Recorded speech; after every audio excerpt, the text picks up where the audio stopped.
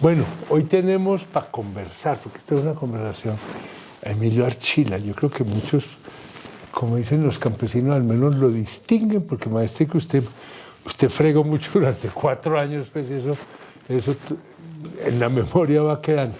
Emilio es abogado, ante todo, universidad externado, se ha movido con propiedad entre el sector público y el sector privado, lo cual creo que le da un nivel de comprensión grande.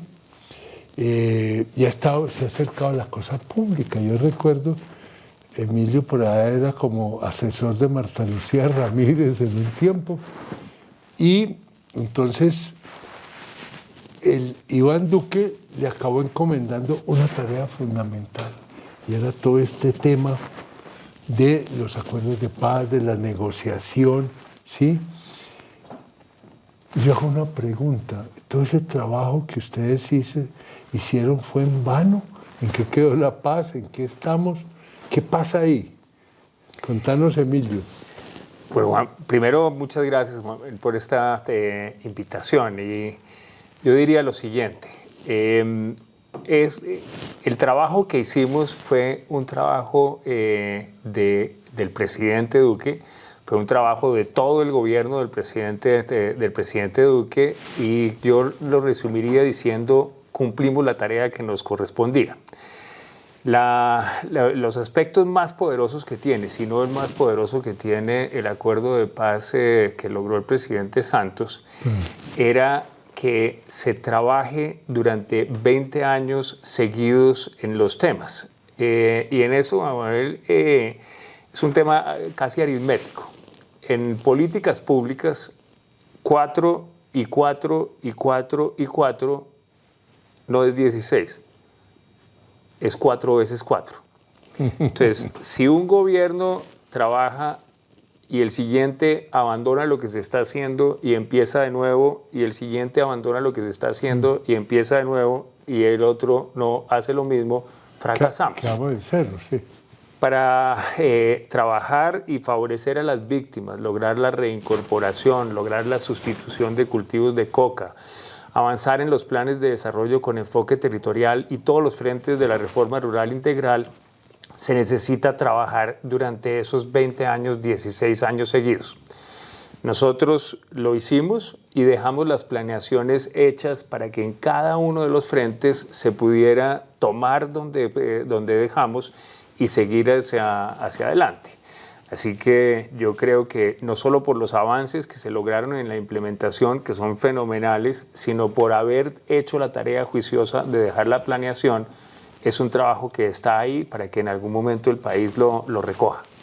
Es que tú has dicho una cosa que yo creo que es muy importante, y es que a veces se tiene la idea que la paz es como un proceso mágico. Si se quiere la paz se da. Y la paz es lograr las condiciones para que la paz pueda nacer, porque es que la paz es resultado de procesos, ¿cierto? Requiere esa continuidad en el esfuerzo, requiere que haya una claridad de propósitos y haya una posibilidad de continuidad, que es lo que tú acabas de anotar muy, muy claramente, porque si no, pueden quedar unos avances, pero esos avances, si no se continúan, de alguna manera se acaban disolviendo, se acaban minimizando, y sobre todo no tienen la capacidad de generar los cambios necesarios para que finalmente lo que podamos llamar una situación de paz se establezca en el país. Porque esto es una vieja búsqueda de Colombia. Y entonces este es un libro que aprovecho acá, que lo recomiendo, se llama Paz con la legalidad, un camino de hechos, que es lo que estamos hablando, hacia la paz. Vale la pena porque es un análisis muy bien logrado de cómo esto se fue desarrollando. Yo creo que ahí está condensado, pues, de alguna manera, no digo testamento, que suena muy violento, sino testimonio de un esfuerzo que se hizo, de un sentido que yo creo que es lo que tenemos que mirar acá, y que recoge mucho de lo que ya se venía haciendo. Tú en eso lo pones muy claramente, desde los balbuceos, digamos, del proceso con el presidente Betancourt hasta llegar a la situación de hoy, que de alguna manera son los acuerdos de La Habana. En buena medida ustedes son desarrolladores de los acuerdos de La Habana, ¿cierto? Pero entonces ahí viene una pregunta, y si de esto tan bueno no dan tanto como es, y esto tan bueno, ¿en qué ha quedado? Es decir, ¿cuál sería un balance frío que pudiéramos hacer hoy de cómo está la búsqueda de la paz, los avances hacia la paz en el momento de hoy? ¿Esto ha sido un esfuerzo en vano? ¿Es un esfuerzo inconcluso? ¿Es un esfuerzo que hay que revisar y ajustar? Es un esfuerzo que hay que retomar donde lo dejamos y continuarlo y evitar partir de cero. Ahí estás, ahora hablamos que me suena como un discurso de Gustavo Petro. No vamos a hacer antipetrismo, vamos a hacer un análisis objetivo. Muy comenzando, digamos, el gobierno del presidente Duque, yo visité al administrador de USAID en Washington y el administrador me vio, ¿no? Me puso una cara de profunda, como de profunda comprensión. Solidaridad. Este loco, ¿en qué se metió? Me dijo, no, yo a usted lo entiendo perfectamente. No tiene que explicarme, cuente conmigo. Pero sepa que firmar un acuerdo de paz es como una gran boda. Implementarlo es un largo matrimonio. No, con todos los perendengues, sí. Los temas de la implementación, Juan Manuel, uno los puede resumir en política de víctimas, política de reincorporación, sustitución de cultivos, planes de desarrollo con enfoque territorial y 17 frentes que tiene la reforma rural integral. Nosotros en cada uno de esos temas... El eje de toda la reforma rural integral. Es, digamos, es el paquete, articulador. El paquete completo. En materia de víctimas, no solamente tuvimos los avances más impresionantes que ha habido en la implementación de la ley, sino que dejamos 2 documentos COMPES listos para que se continuara. Y ahí quedaron. En materia de reincorporación, nosotros incorporamos el concepto de la hoja de ruta de reincorporación. Tenemos un índice, un censo para saber exactamente cada uno de los 16.000 excombatientes cómo debería continuar y eso quedó hecho. En materia de sustitución de coca, con el gobierno de los Estados Unidos trabajamos un plan que se denomina Colombia Sustituye. Si se aplicara ese plan, sustituiríamos el 100% de la coca que hay en el país. En los planes de desarrollo con enfoque territorial, esos son 16 regiones, 170 municipios, los más afectados por la violencia y la pobreza. Dejamos listos los 16 planes para que se pudiera continuar. La denominada reforma rural integral es administración pública y no es estar hablando carreta, son 16 frentes, eso tiene que ver con vías, con educación, con salud, con reforma rural. Claro, y en cada uno de esos dejamos los planes nacionales sectoriales también hechos para que se pudiera continuar. Entonces, en cualquier momento podemos ver los avances que hubo en cada uno de esos respectos, pero durante los mismos 4 años nos tomamos el trabajo de hacer la planeación de cómo se debería continuar. Y eso quedó escrito. Juan, es la impresión que uno tiene como colombiano, ¿no? Porque uno siente a Petro como diciendo esto no se ha dado y volvemos a un punto de origen indefinido, ¿no? Yo quisiera pensar que es que se han tomado los 2 años en tratar de leer lo que dejamos escrito, pero voy a dar un ejemplo. Que hay buena fe, pues, finalmente. La semana entrante, la directora de la unidad de víctimas dijo que iba a ir al Cauca y que iba a llevar a la mitad del gabinete para oír a los caucanos para ver qué iba a hacer. A mí me entra una angustia y un dolor de patriota.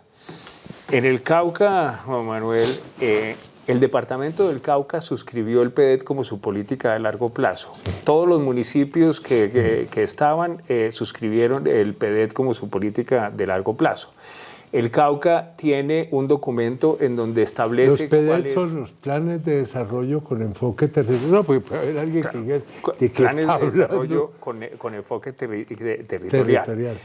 Lo volvieron los planes de desarrollo de esos municipios y del departamento. Y del departamento. Aparte de eso, con el entonces gobernador trabajamos una ruta de implementación. Esa ruta de implementación involucra todos los ministerios y todas las agencias del orden nacional.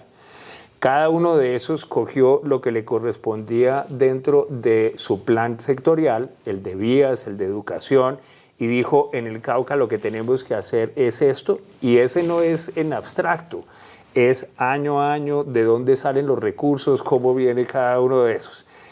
Ahí estaba participando también el sector privado, la Cámara de Comercio, con una mujer absolutamente fenomenal que es la presidenta de la Cámara de Comercio del Cauca, estaba participando la cooperación internacional. Eso no necesita replicarlo, eso no necesita volver a hacerlo, lo que necesitaban era cogerlo y partir de ahí para continuar. Y lo mismo sucedería en cualquier parte del país. Ahí se me viene a la mente una observación. Aquí siempre se dice que es que no se puede hacer nada porque no hay plata, ¿cierto? Y digo que en Colombia no sobra la plata, pero hay una plática que bien administrada, por decirlo coloquialmente, rendiría, ¿cierto? En primer lugar. Segundo lugar, yo creo que hay una disposición muy grande, y se ha visto a lo largo de los años, de la gente que llamamos la sociedad, las comunidades, de participar, ¿cierto? Yo creo que esas comunidades, a diferencia de los políticos, no están esperando que les llegue la plata de Bogotá, los recursos de Bogotá, y no, a ver, pongámonos a trabajar, sentémonos a trabajar.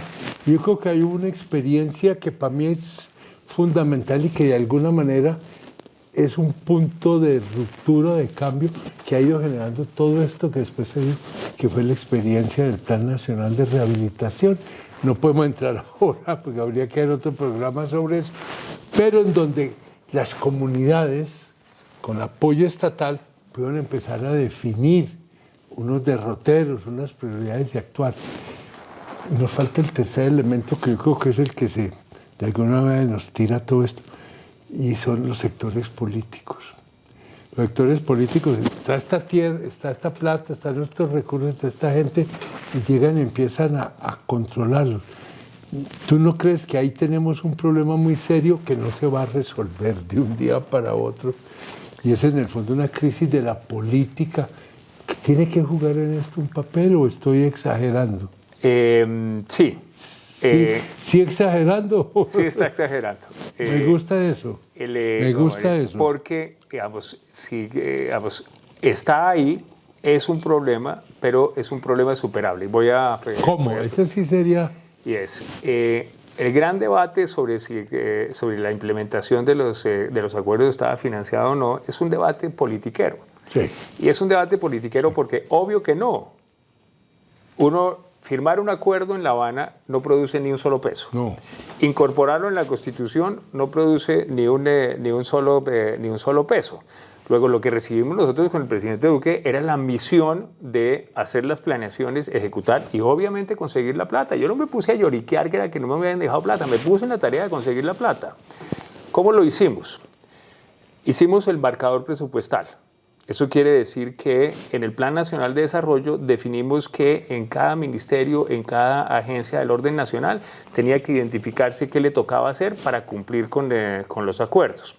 Después de eso, hicimos una focalización de los recursos provenientes de las regalías, eso era el 7%, y el 7% se fue a los municipios, PDET.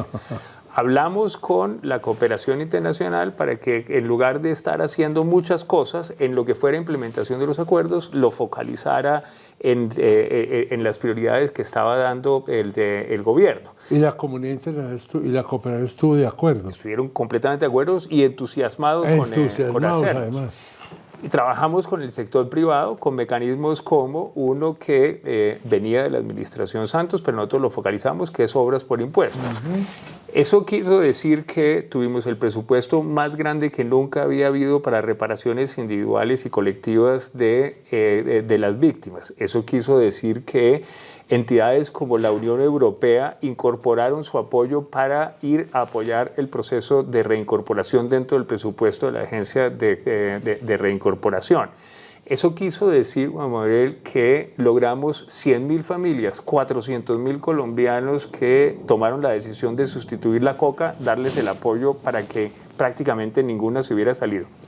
En los PDET, los planes de desarrollo con enfoque territorial, eso es la tercera parte del territorio colombiano, dejamos ejecutándose 16 billones de pesos. 16 billones de pesos es casi lo que cuesta la primera línea del metro de Bogotá. Y empezamos de cero y dejamos 16 billones andando. Entonces, si existe la voluntad, existe la planeación y uno logra la focalización, sí es un enredo la parte política, pero es superable. No, pero es que yo no mentí, la plata estaba, tú me estás dando la razón, es decir, aquí no se pudo ejecutar más porque no había un peso, no, había cómo conseguir. No había, la conseguimos. No, bueno, había, no es que estuviera pues en el banco, bien a girar. Estaba identificada y estaba en disposición si se cumplían unos requisitos, como cualquier crédito, uno no puede salir y coger la plata tal cual. Había los proyectos, habían las prioridades, estaba todo definido. ¿Y qué nos faltó? Perdona que repita el punto. Nos falta continuar. ¿Qué nos falta? Nos falta continuar. Nos falta que el gobierno actual entienda que no debe partirse de cero, que uno puede pararse de cabeza, etcétera, pero tratando de hacerlo no de pequeños periodos de 4 años no se va a lograr. Sí. Necesitamos que en los planes de desarrollo con enfoque territorial no volver a las comunidades. Ya tenemos identificadas las 32.000 necesidades que las comunidades pidieron. ¿Qué se necesita ahora? Cumplirles. En el caso de las víctimas tenemos los 2 documentos COMPES, ya los tenemos en el Congreso. ¿Qué tenemos que hacer? Cumplir con lo que ya está planeado. En la reforma rural integral ya tenemos los 16 planes nacionales sectoriales. ¿Qué se necesita hacer? Se necesita entrar a cumplirlos. Ahí está el catastro multipropósito. El catastro multipropósito lo dejamos organizado, lo dejamos planeado, reestructurado el IGAC, reestructurada la superintendencia de notariado y registro. ¿Qué hay que hacer? Hay que seguir cumpliendo. Cumplir es ejecutar en buena medida. Es un problema finalmente de ejecución. Y el poder ejecutivo supone que es el que ejecuta, con un elemento que yo creo que es importante. No sé si aquí nuevamente me va a decir, no es así. Yo creo que había claramente establecidas unos derroteros, unas prioridades, unos instrumentos del orden nacional. Pues está abierto todo el camino para que esto lo trajéramos a las regiones, a los territorios y los volviéramos ya elementos concretos, operables en ese contexto territorial. Es decir, un poco territorializar esas políticas nacionales. Y yo creo que en eso también se había avanzado, ¿no? Y avanzamos. Por lo que me decías ahora, ¿no? Avanzamos muchísimo, vamos a ver. Nosotros logramos que los 170 municipios PDET, todos adoptaron el PDET como su política de largo plazo. ¿Y qué pasó ahí? De los departamentos alcanzamos a lograr que 25 departamentos adoptaran una política de implementación propia y definida. Sí. Logramos que todos los municipios PDET tuvieran una oficina para formular sus proyecciones. Logramos tener unas redes que le llevábamos el soporte a todas las familias que estaban en sustitución de coca en todos los sitios. Logramos que los 8 municipios que tenían sustitución de coca, que no eran PDET, tuvieran su planeación de largo plazo. Hicimos una cosa que era maravillosa y es tener los mecanismos especiales de consulta. Eso quiere decir trabajar con las comunidades étnicas para que en lo que corresponde a la implementación tuvieran su propio mecanismo de consulta. Así que esto se hizo en los territorios con la gente.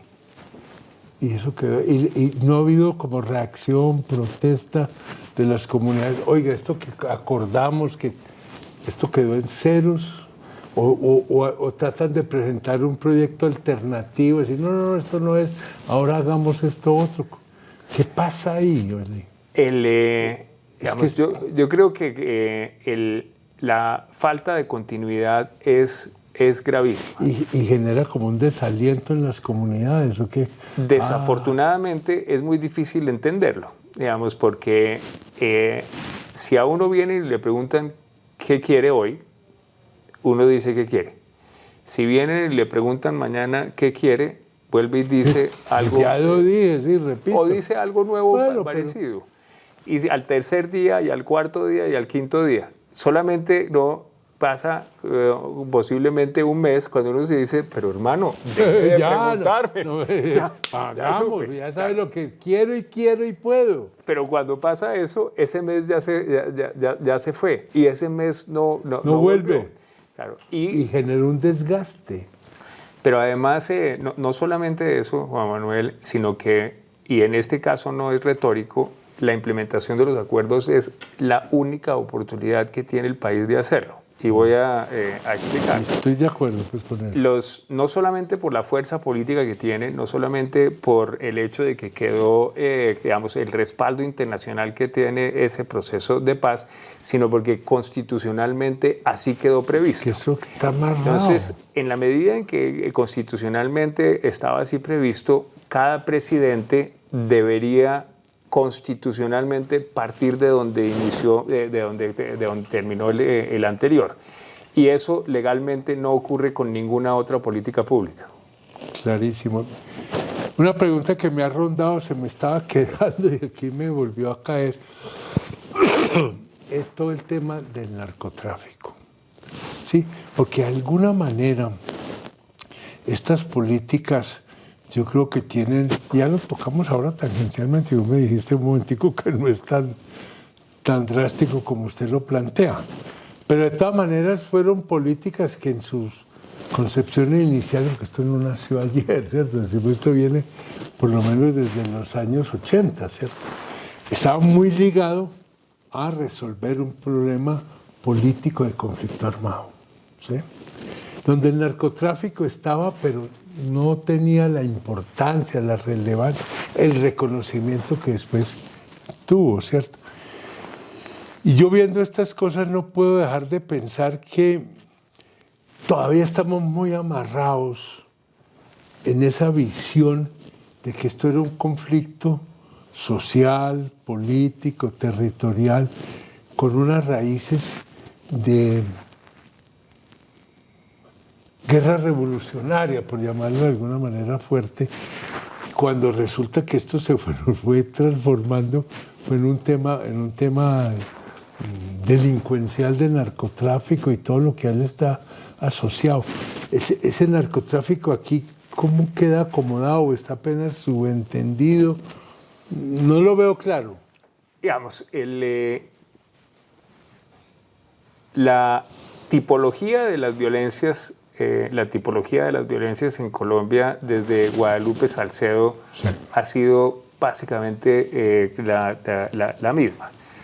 Colombia es un país con una geografía gigantesca y no solamente somos un país muy grande, sino que tenemos 3 gigantescas cordilleras, preciosas, ¿no? Pero 3 sí. Cordilleras. Y tenemos 5 regiones absolutamente diferenciadas.